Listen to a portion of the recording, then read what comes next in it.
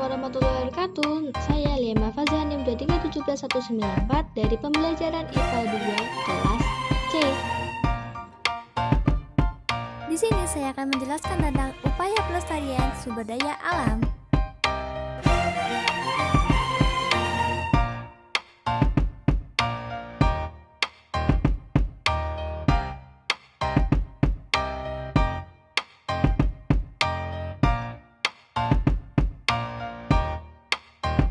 Upaya pelestarian sumber daya alam. Melestarikan sumber daya alam di lingkungan sekitar. Yang pertama, membiasakan diri untuk hemat energi. Kebiasaan hemat energi sangat mendukung upaya pelestarian lingkungan. Jika kebiasaan tersebut hanya dilakukan oleh seorang atau sejumlah orang, mungkin tidak ada artinya. Bayangkan jika kebiasaan hemat energi dilakukan oleh semua orang. Tentu sangat berarti, bukan? Beberapa kebiasaan di rumah yang berkaitan dengan hemat energi diantaranya: yang pertama, mematikan peralatan listrik yang tidak digunakan. Yang kedua, menggunakan peralatan listrik yang hemat energi.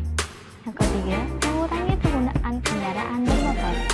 Yang keempat, memiliki kendaraan yang hemat energi. Yang kedua, menggunakan barang yang biasa diisi ulang, dipakai ulang, dan didaur ulang. Barang-barang konsumsi di rumah seringkali menggunakan kemasan yang kemudian dibuang setelah isinya habis. Padahal ada pula kemasan yang bisa diisi ulang, misalnya sabun isi ulang, pulpen isi ulang, dan lain-lainnya. Sebaiknya kita memilih barang-barang yang dapat diisi ulang.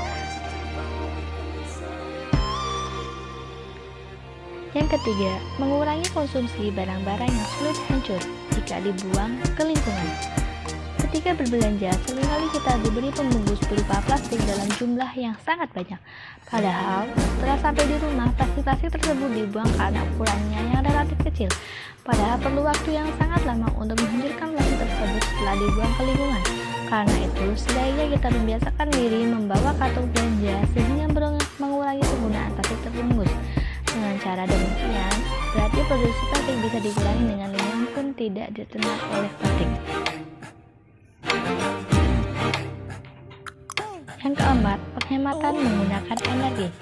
Penghematan menggunakan energi bisa dilakukan dengan cara yang pertama, menggunakan air seperlunya atau tidak perlu berhemat ketika mencuci dan juga mandi. Yang kedua, menggunakan peralatan yang secara otomatis menghentikan aliran air ketika bak atau tandon telah terisi penuh. Yang ketiga, pemanfaatan air sisa pemakaian untuk keperluan lainnya, misalnya menyiram tanaman atau membersihkan halaman rumah.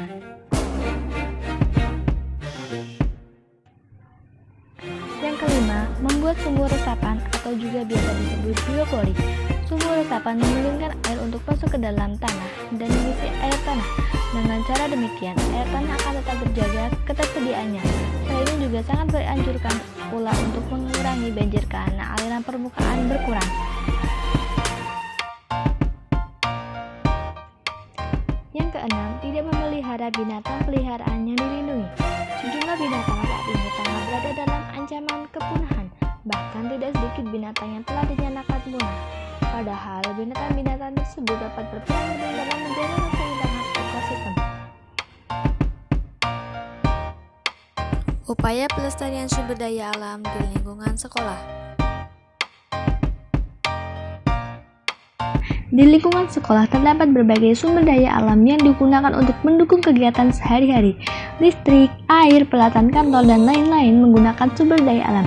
Sebagaimana halnya di lingkungan rumah, maka di lingkungan sekolah juga dapat dilakukan upaya-upaya untuk melestarikan sumber daya alam. Beberapa upaya tersebut yakni: yang pertama, penghematan menggunakan energi.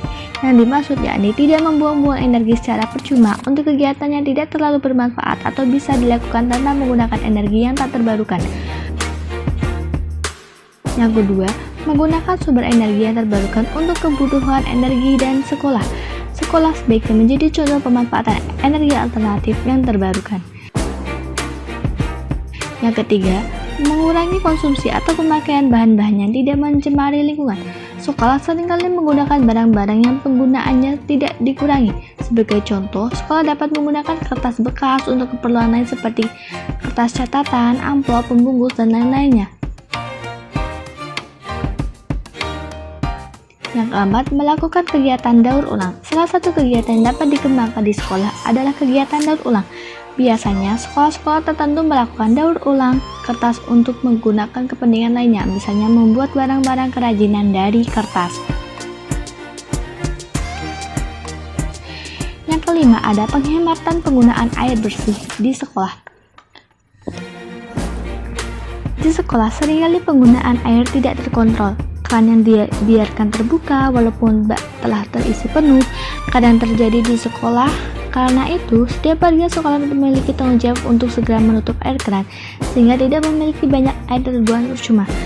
Penggunaan air juga dihemat dengan cara yang pertama, menggunakan air bekas seperti bekas wudhu untuk digunakan kembali menyiram tanaman. Yang kedua, air hujan dapat pula ditampung di tempat penampungan air khusus dan digunakan untuk penggunaan tertentu seperti mencuci, mengepel lantai, dan menyiram tanaman. Poin 6, yakni melakukan kegiatan pengolahan sampah dan limbah. Sampah atau limbah yang ada di lingkungan sekolah dapat diolah dimanfaatkan untuk berbagai keperluan. Sampah organik, sisa makanan dari kantin, dan daun-daun dari tanaman yang ada di sekolah dapat diubah menjadi kompos. Dengan cara demikian, maka sekolah dapat tidak perlu menggunakan pupuk buatan yang mencemari lingkungan sekolah.